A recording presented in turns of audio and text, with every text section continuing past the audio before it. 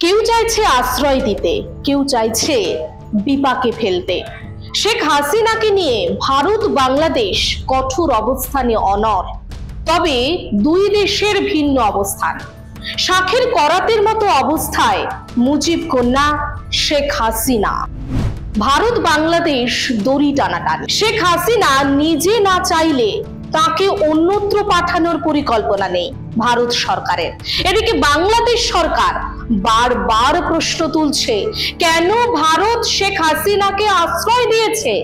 এমনকি যতদিন হাসিনা ভারতে থাকবেন ততদিন ভারত ও বাংলাদেশের অন্তর্বর্তী সরকারের মধ্যে দ্বিপাক্ষিক সম্পর্ক স্বাভাবিক হবে না বলেও বার্তা দিয়েছে বাংলাদেশ।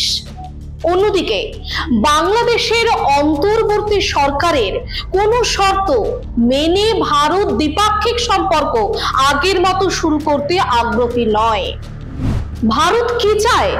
এক কথায় হাসিনার প্রকৃত আশ্রয়দাতা হয়েই থাকতে চাইছে ভারত সরকার। মোহাম্মদ ইউনূসের সরকার যদি শর্তহীনভাবে ভারত ও বাংলাদেশের যাবতীয় সম্পর্ককে পুনরুজ্জীবিত করতে চায়, একমাত্র তাহলেই ভারত হাত বাড়াবে। বরং ভারতে করা শর্ত দিচ্ছে, হিন্দু নির্যাতন বন্ধ করতে কঠোর হতে হবে ইউনূসকে এবং ভারত বিরোধী চক্রকে দমন করে থাকতে হবে। হাসিনার নামে মামলা, একের পর এক মামলা দায়ের হচ্ছে বাংলাদেশের প্রাক্তন প্রধানমন্ত্রী শেখ হাসিনার বিরুদ্ধে। মঙ্গলবার পর্যন্ত তার বিরুদ্ধে হত্যা, গণহত্যা সহ অন্তত 27টি মামলা দায়ের করা হয়েছে।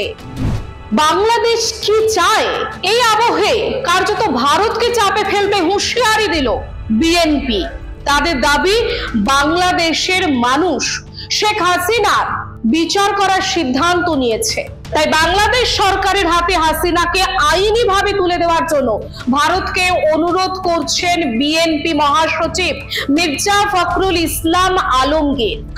মির্জা ফখরুল বলেন, হাসিনার বিরুদ্ধে গুরুতর অভিযোগ রয়েছে। এই দেশের মানুষ তার বিচারের সিদ্ধান্ত নিয়েছে, তাই ভারতের কাছে অনুরোধ, অবিলম্বে তাকে বাংলাদেশের সরকারের হাতে হস্তান্তরিত করুন। হাসিনার ভারতে থাকা কি অবৈধ? এই প্রশ্নটা থেকে যাচ্ছে। শেখ হাসিনাকে ভারত অবৈধভাবে আশ্রয় দিয়ে রেখেছে বলে বারবার অভিযোগ তুলছে বাংলাদেশ। তবে সেই অভিযোগের বৈধতা নিয়েই পাল্টা প্রশ্ন তোলার জায়গা রয়েছে ভারতের কাছে। কারণ শেখ হাসিনার ডিপ্লোম্যাটিক পাসপোর্ট এখনো বৈধ। ভারতে আসার পর থেকে তিনি এই দেশে রয়েছেন যে কূটনৈতিক প্রটোকলে, সেটির নাম অ্যামেন্ডেড ট্রাভেল অ্যারেঞ্জমেন্ট। 2018 সালের 15 জুলাই শেখ হাসিনা এবং নরেন্দ্র মোদীর মধ্যে ভিসা ফ্রি রেজিমের একটি অধ্যায়ের চুক্তি স্বাক্ষরিত হয়েছিল।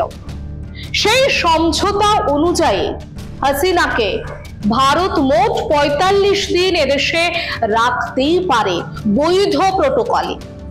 শুধু তাই নয়, এরপরও যদি প্রয়োজন হয় তাহলে এক্সটেন্ডেড টেম্পোরারি স্টে প্রথায় হাসিনাকে রাখা অবৈধ হবে না। শেখ হাসিনাকে বাগে আনতে চাইছে বাংলাদেশের বিএনপি। অন্যদিকে ভারত চাইছে অতিথি হাসিনা এখানে যতদিন ইচ্ছে থাকতে পারেন। কিন্তু হাসিনা কি চাইছেন আর হাসিনার চাওয়া না চাওয়ার ওপর কি আদৌ নির্ভর করছে সবটা, নাকি পদ ও দেশ ছাড়ার পর সবটাই তার হাতের বাইরে বেরিয়ে গেছে? প্রশ্ন অনেক, তবে উত্তর দেবে সময়। কেউ দিতে চাইছে মুজিব কন্যার ইচ্ছের দাম, তো কেউ হাসিনাকে বাগে আনতে চাইছে। এই দড়ি টানাটানিতে কে জেতে সেটাই দেখার।